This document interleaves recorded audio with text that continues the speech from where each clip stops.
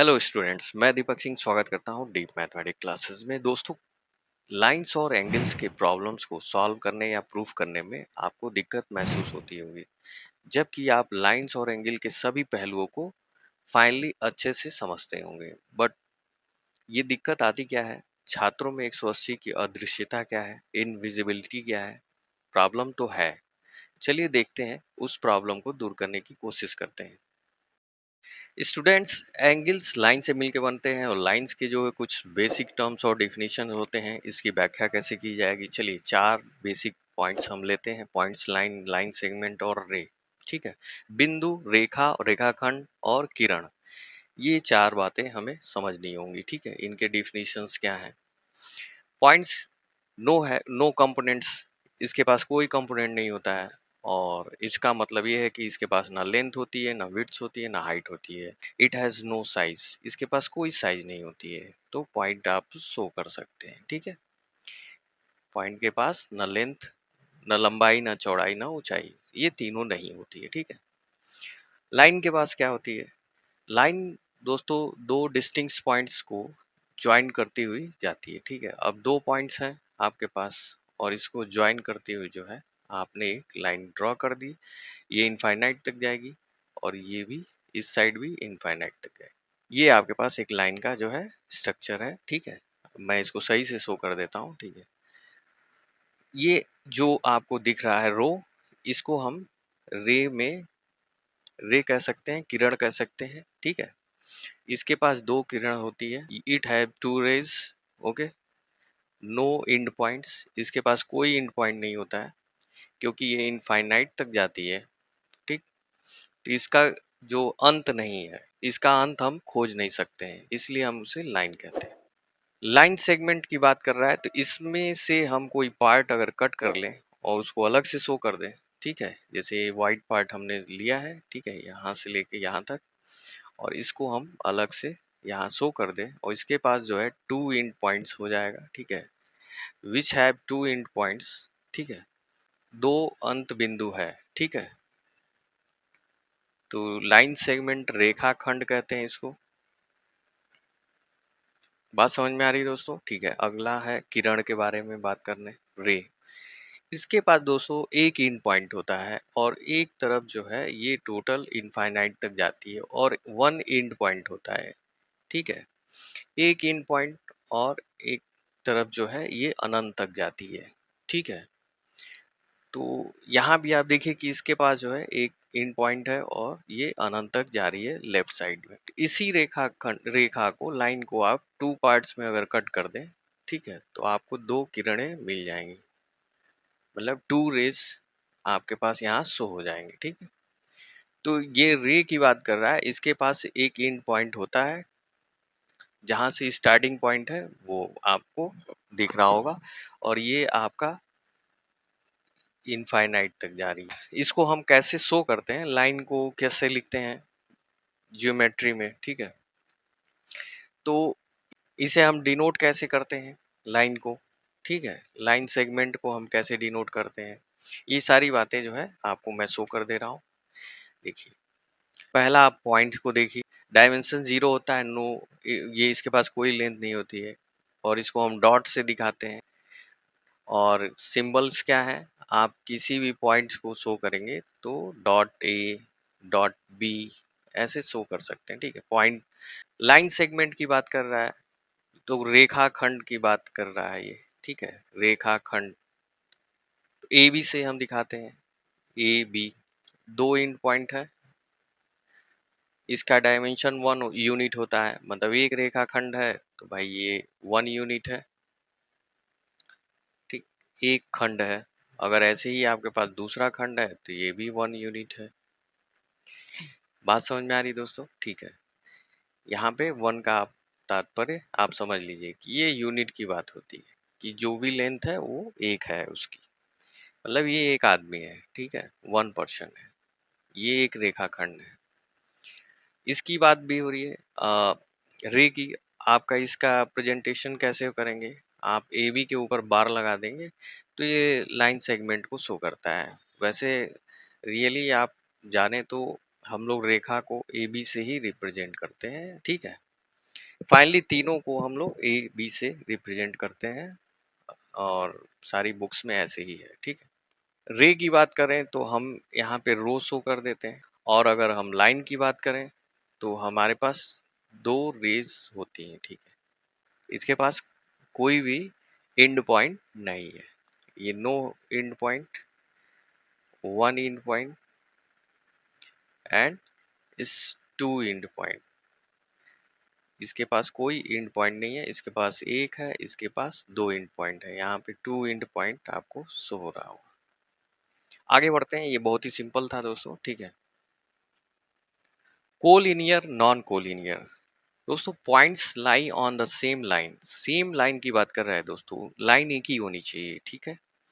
और are known as the collinear. अगर दो या दो से अधिक पॉइंट्स जो हैं एक ही लाइन पे डिपेंड करते हैं, एक ही लाइन पे लाई करते हैं, तो आप कह सकते हैं कि वो सारे पॉइंट्स क्या हैं, संरेख हैं। क्या है? संरेख बिंदु हैं।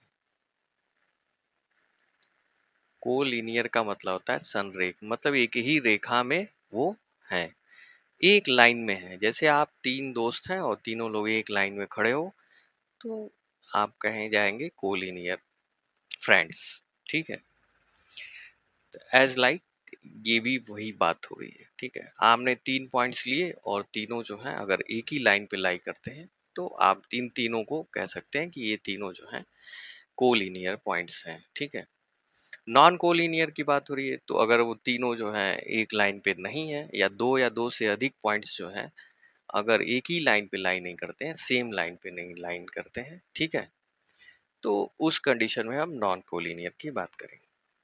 जैसे हमने तीन पॉइंट्स लिए और ये तीनों जो हैं, आप देखिए कि यहाँ पे ये एक लाइन दूसरी हो जा रही है, और ये दो पॉइंट्स जो हैं अगर ज्वाइंट करें तो ये दूसरी लाइन हो जा रही है। ये दोनों सेम लाइन तो है नहीं, इसलिए हम यहाँ पे वर्ड जो यूज हो रहा है कि सेम लाइन पे ये तीनों होनी चाहिए। तो तीनों पॉइंट्स जो हैं सेम लाइन पे नहीं है, ये अलग अलग दो लाइंस पे हैं। और हम कभी भी कोई भी स्ट्रक्चर ऐसा नहीं खींच सकते हैं कि जैसे कि ये एक लाइन पे आ जाए। ये लाइन नहीं है, ये कर्व है, ठीक है। ये क्या है? वक्र है, कर्व, ठीक। तो वक्र और लाइन में अंतर होता है, ठीक है। लाइन हमेशा सीधी स्ट्रेट होती है। क्लियर है दोस्तों? तो ये हो गया नॉन कोलिनियर। इफ थ्री या more points lie on the same line, they are called collinears, ठीक है। Otherwise they are called non collinear. थोड़ा सा इसको और सिस्टमेटिक तरीके से बता दिया गया, ठीक। चलिए आगे बढ़ते हैं अगले पॉइंट पे। लाइन लाइन की बात हो गई, अब हम करेंगे एंगल एंगल, ठीक है। तो अब एंगल की बात हो रही है, तो भैया एंगल क्या होता है, कैसे बनता है, ये सारी बातें यहाँ पे होंगी। तो हमें कोई भी एंगल अगर बनाना है, ठीक है, तो हम कम से कम आपके पास दो लाइन होने चाहिए, ठीक है। Angle is form when two rays originated from the same end point. Same end point से जो है ये ओरिजिनेट हो रहे हैं, और फॉर्म एंगल जो है फॉर्म हो रहा है टू रेज से, ठीक है। और इसके जो रेज हैं उसको हम आर्म भी बोल सकते हैं, एंड दो एंड पॉइंट है इज कॉल्ड द वर्टेक्स, ठीक। इसका मतलब ये हुआ दोस्तों कि दो आपने रेज ली हैं, पहली दूसरी, ठीक है, और उसके जो एंड पॉइंट है वो एक सेम एंड पॉइंट है। क्या है? सेम एंड पॉइंट है। तो उस सेम एंड पॉइंट को हम वर्टेक्स कहते हैं। क्या कहते हैं?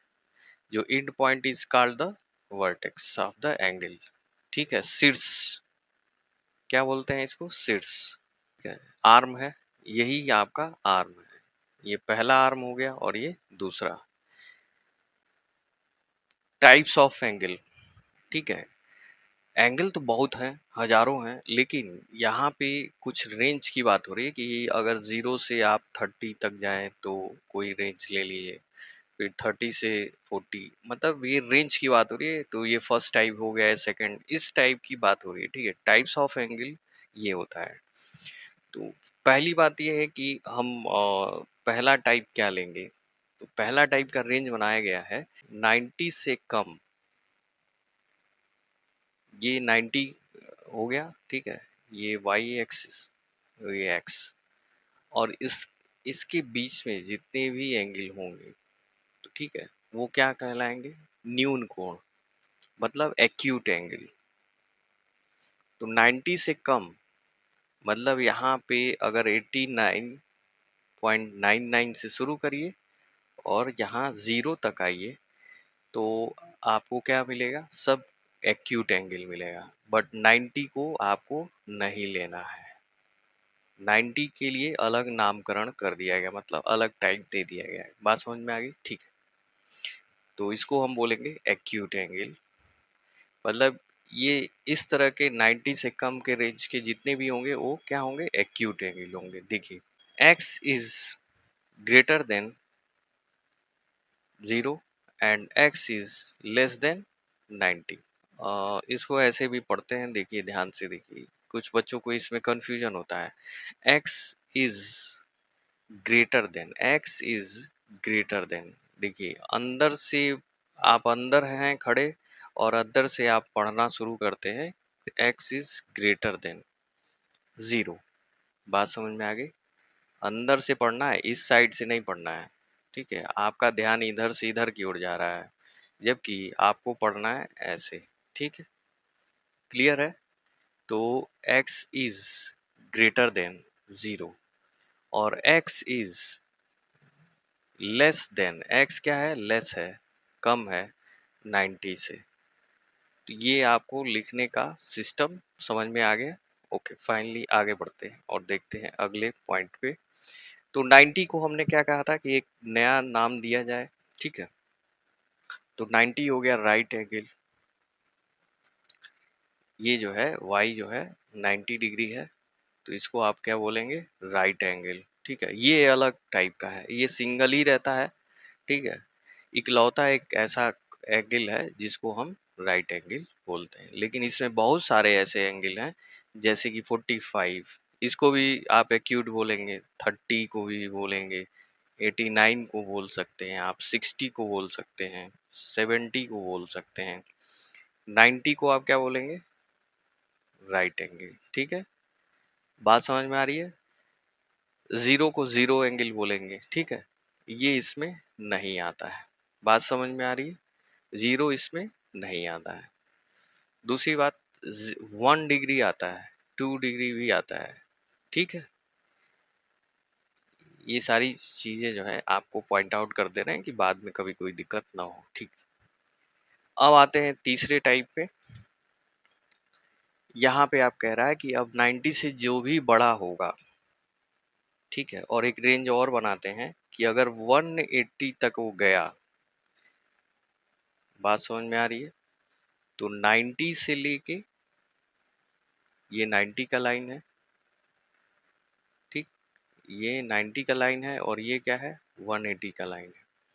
इन दोनों के बीच में अगर वो होगा, ठीक है, एंगल, तो आप क्या कहेंगे? तो मैं जो हूँ ऑब्ट्यूस एंगल हो जाऊंगा। ठीक है, तो 90 से बड़ा z क्या है? 90 से बड़ा है, और z जो है लेस देन है 180। z की वैल्यू आप अगर 90 की जगह आप 100 ले लीजिए, तो 90 से यहाँ पे आप मान लीजिए 100 बना, ये पूरा एंगल क्या बना? 100। अगर उससे बड़ा आपने कोई एंगल फिर लिया, मतलब कि ये वाला जो रे है वो इसी इसी रेंज में आएगा आपका, 180 टू 90 के बीच में ही आपका ये रो जो है आपको शो होगा। बात समझ में आ रही है? घड़ी की सुई जो है इसी में आपको शो होगी, इसी रेंज में। ठीक, 90 टू 180 के बीच में। और एंगल की जो आप मेजरमेंट लेंगे वो यहाँ फर्स्ट इनिशियल से लेके टर्मिनल तक की लेंगे। तो ऑब्ट्यूस एंगल जो है 90 से बड़ा होता है और 180 से छोटा होता है। अगर हम कहें कि 179, तो आप कहेंगे यस ऑब्ट्यूस एंगल है। नेक्स्ट में हम देखते हैं, अब एक और रेंज आ रहा है आपका 180 का। ठीक है, ये 180 जो है स्ट्रेट लाइन एंगल हो जाता है। ठीक है, एक सीधी रेखा, और मेन जो आपका हीरो है वो 180 ही है। बात समझ में आ रही है? यहाँ पे आपको टू रेज जो है, एक पॉइंट से टू रेज निकल रही हैं, देखिए इधर, ठीक है। तो इस पॉइंट से आपको दो लाइनें निकल रही हैं, एक लेफ्ट की ओर एक राइट की ओर, और स्ट्रेट बन जा रही है, एक लाइन बन जा रही है, ठीक है। तो ये पूरी जो है एक लाइन बन जा रही है। देखिए ये दोनों मिलके क्या बन जा रही है, एक लाइन बन जा रही है। और उस पॉइंट पे, जो पॉइंट ओरिजिन है, उस पे आपको एक एंगल मिल रहा है 180 का। क्लियर है? स्ट्रेट लाइन एंगल आपको समझ में आ रही बात? जब भी आपको ये पॉइंट दिखे, जॉइंट दिखे, तो आप समझ जाना, एक लाइन पे अगर कोई जॉइंट दिख रहा है तो आपके माइंड में बार बार मैप करना चाहिए 180। क्या होना चाहिए? 180। यही आपको दिखता नहीं है कि अगर एक पॉइंट है और वहां पे 180 बन रहा है। क्लियर है? यही इस वीडियो का मेन पॉइंट है कि ये जो पॉइंट है अगर आपको दिख गया किसी लाइन पे, अगर मैंने ऐसे लाइन ड्रॉ कर दी, ऐसे ड्रॉ कर दी, फिर एक ऐसे ड्रॉ कर दी, और मैंने पूछा कि ये लाइन है, ये एंगल है और ये एंगल है, तो आपको ये वाला पॉइंट जो है एक इस स्ट्रेट लाइन पे दिखना चाहिए। ठीक है, ये लाइन आपको दिखनी चाहिए कि ये चलो पूरा ये बनता है 180। एक लाइन आपको इसी पॉइंट पे दिखना चाहिए, ये वाला एंगल 180 बन रहा है। ठीक है, ये कंफ्यूजन जो आपका बना रहता है, आप उसको समझ लीजिए कि बहुत बहुत लोग तो अच्छे से समझते हैं, ठीक है, कुछ बच्चे जो है यहाँ पे इस 180 को बहुत क्लियरली जो है समझ नहीं पाते हैं कि वहां पे 180 आपको गिवन है। क्या है? गिवन है वैल्यू। क्लियर है? चलिए आगे बढ़ते हैं। अगला है, अब 180 से बड़ा कोई भी एंगल होगा, तो देखिए आपने यहाँ से स्टार्ट किया और एंगल जो है 180 से आपका 180 हुआ, और 180 से आपका बड़ा हो गया है एंगल, चाहे वो यहाँ आके आ रहा हो, चाहे यहाँ पे आ रहा हो, चाहे यहाँ पे आ रहा हो। ठीक है, तो जो भी आपको एंगल मिल रहा है, ठीक, ये है आपका, ये राउंड अप जो हो रहा है यही आपका एंगल का मेजरमेंट है। ठीक है, नपाई है। अब आप देखिए कि इसकी जो वैल्यू किस टाइप की है, ये टाइप है आपका रिफ्लेक्स एंगल। तो टी की वैल्यू क्या होती है? 180 से बड़ी और 360 से छोटी होती है। टी की वैल्यू छोटी होती है 360 से, 360 से, और 180 से बड़ी होती है। ये आप पूरा एक चक्कर लगाएंगे यहाँ से यहाँ तक तो 360 हुआ, और 360 से थोड़ा सा कम है ना, ये वाली वैल्यू तो हम इंक्लूड कर नहीं रहे हैं, तो 360 में से कुछ कम हो रहा है। ठीक है, और यहाँ पे ये क्या कह रहा है? ये कह रहा है कि 180 से ये वाली वैल्यू क्या है? बड़ी है। ये वाली वैल्यू क्या है? 180 से ये जो वैल्यू हमने दी है 180 से क्या है? ये तो छोटी हो गई, और ये वैल्यू क्या हो गई? बड़ी हो गई। ठीक है, समझ में आ रही है बात? Okay, next, adjacent angle. Students, adjacent angle two angles को लेके बात कही जाती है, और अभी तक हमने पढ़ा है कि वन एंगल्स के नाम को हमने शो किया था, जैसे कि acute and right and obtuse and straight line and reflexive. ठीक है, हम लोगों ने इतने नाम पढ़े केवल एक सिंगल एंगल पे, मतलब कि एक वर्टिक्स था और दो आर्म्स। यहाँ पे बात हो रही है अर्जेसेंट की है। अर्जेसेंट मतलब कि आपके पास जो है एक कॉमन आर्म होना चाहिए, ठीक है, और उसके बाद डिफरेंट जो साइड्स हैं उसके बोथ साइड होने चाहिए। ठीक, तो जो एंगल्स आपको मिल रहे हैं वो क्या कहलाएंगे? एडजेसेंट एंगल कहलाएंगे। ठीक है, और एक कॉमन वर्टिक्स होना चाहिए। वर्टिक्स और आर्म दोनों क्या होने चाहिए? कॉमन होने चाहिए। ये बीच वाला जो है ये कॉमन होगा किसके लिए? इस वाले एंगल के लिए, वाई के लिए, और इस वाले वाई के लिए, एक्स के लिए जो है, यही जो है लाइन, यहाँ से एंगल इधर बन रहा है और ये बन रहा है। ठीक, ये हो गया एडजेसेंट एंगल। मतलब कि एक कॉमन आर्म है और वहाँ इस कॉमन आर्म से आप एक एंगल इधर बना रहे हो राइट साइड, और इधर क्या है लेफ्ट साइड, ठीक है। तो ये कॉमन हो गया, और एक ही वर्टेक्स से आप बना रहे हो। वर्टेक्स भी क्या होना चाहिए, एक ही होना चाहिए, कॉमन होना चाहिए, और जो आर्म है वो भी एक कॉमन होना चाहिए। बात समझ में आ रही है? तो इसी कॉमन आर्म से ये इधर एक एंगल बन रहा है और एक इधर बन रहा है, ठीक है। ये थीटा 2 है, थीटा 1 है। तो एडजेसेंट एंगल की बात समझ में आ गई होगी आपको कि यहाँ पे दो एंगल की बात हो रही है, और दोनों पे एक कॉमन पोर्शन ये है कि कॉमन वर्टेक्स है, कॉमन आर्म है, और जो डिफरेंट साइड्स हैं, ठीक है, वो कॉमन आर्म के दोनों साइड में होते हैं, ठीक है। वो कॉमन आर्म के दोनों साइड्स में होते हैं। नॉन कॉमन आर्म्स क्या होते हैं, दोनों साइड में होते हैं। तो इसको सरल रूप में आप देख लीजिए, यहाँ पे एडजेसेंट एंगल को हमने यहाँ पे शो कर दिया, ठीक है। ये y हो गया और ये x हो गया, और ये आपका एक कॉमन आर्म हो गया, ठीक है। और वर्टेक्स आपका भी इन दोनों एंगल्स में आपको एक ही वर्टेक्स पे शो हो रहा है, कॉमन वर्टेक्स। तो ये आपको बस 2 पॉइंट रखना है, वर्टेक्स और कॉमन आर्म, ये दोनों जो है एडजेसेंट एंगल के क्या है, बेस है, ठीक। आइए चलिए देखते हैं इसी बेस पे हमें क्या क्या मिल रहा है। तो एक लीनियर पेयर ऑफ एंगल मिल रहा है। अगर वो दोनों कॉमन आर्म्स एडजेसेंट एंगल जो एक्स और वाई थे, वो अगर एक स्ट्रेट लाइन पे एक रे जो है स्टैंड कर जाती है, ठीक है, और ये दो एंगल बन रहा है, ये कॉमन आर्म हो गया, ठीक है।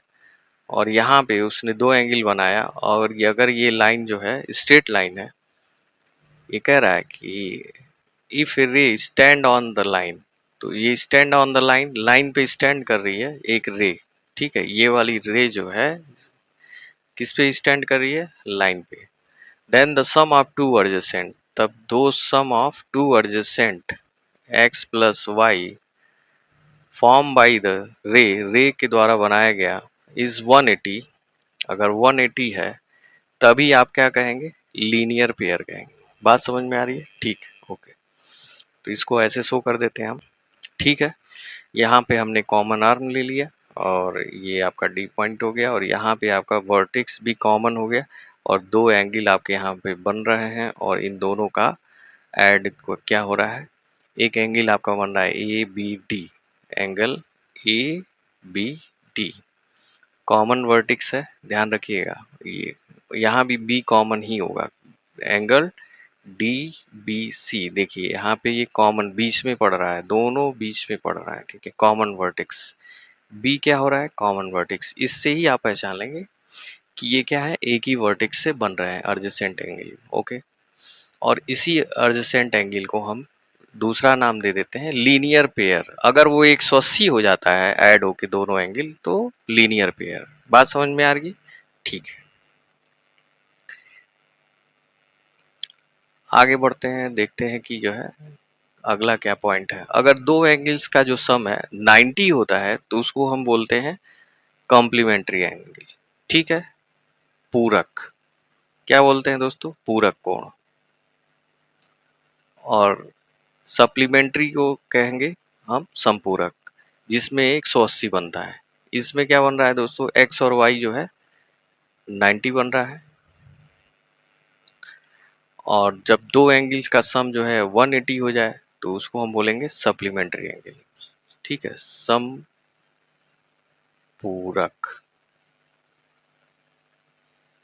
कॉम्प्लीमेंट्री एंगल में 90 होना चाहिए सम, और सप्लीमेंट्री में कितना होना चाहिए, 180 होना चाहिए। ये और ये मिला के 180 होता है सप्लीमेंट्री, मतलब लीनियर पेयर। बात समझ गए, ठीक है। तो अगला देखते हैं दोस्तों। अब आते हैं vertically opposite angle, most important है दोस्तों।